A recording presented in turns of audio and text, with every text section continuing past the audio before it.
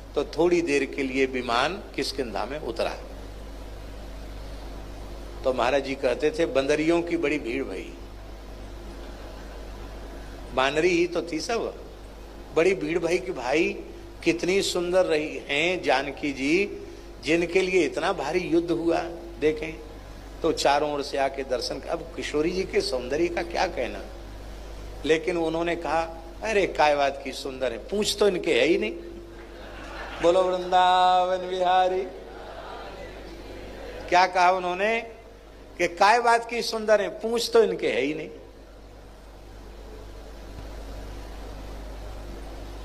पर यहां आश्चर्य की बात है, मनोहरंतीम वनिताम और ब्रजौकसाम मनोहरंतीम, ब्रजवासी और गोप गोपी सबके मन को हर रही थी वो।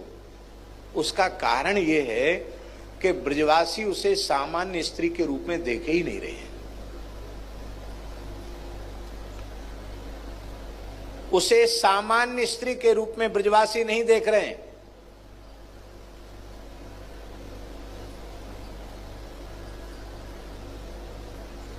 गोप क्या समझ रहे हैं, ब्रजवासी अनुभव कर रहे हैं कि बाबा ने लाला के जन्म पे दधी कांधों पर बधाई पर इतनी संपत्ति लुटाई है, इतनी संपत्ति लुटाई, बाबा को खजानों खाली है गयो। ब्रज में कहें नंद कछु इतनो जो दियो, यह देख कुबेरों की मति बौरी, देखत ब्रज ही लुटाए दियो, न बची बछिया छछिया न पिछोरी। बहुत प्रसिद्ध पंक्ति है किसी कवि की, न बची बछिया छछिया न पिछोरी।